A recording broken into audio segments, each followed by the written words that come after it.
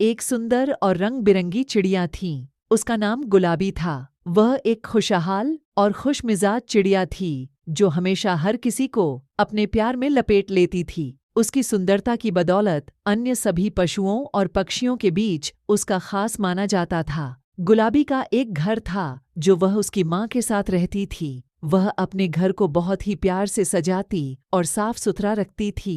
एक दिन बादलों ने अपनी छाया बिखेर दी और बारिश शुरू हो गई। गुलाबी को बारिश की वो ध्वनि सुनाई दी जो उसने पहले कभी नहीं सुनी थी।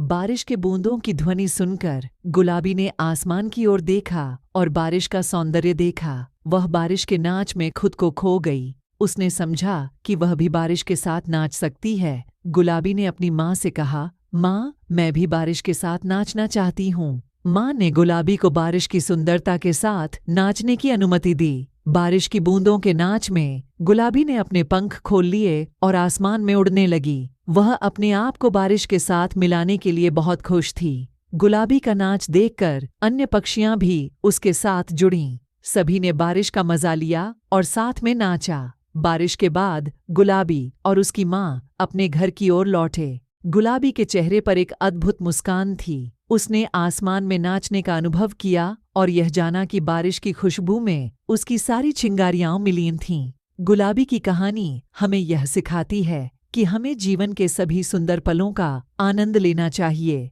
चाहे वह बारिश हो या धूप। हमें हर स्थिति को स्वीकार करना और उसमें खुशी ढूंढना चाहिए। बस जैसे गुलाबी ने बारिश के साथ नाचा, हमें भी जीवन के हर पल का आनंद लेना चाहिए। इसी रूप में गुलाबी ने बारिश के साथ नाचकर सबको खुश किया और उसने एक अद्वितीय अनुभव किया।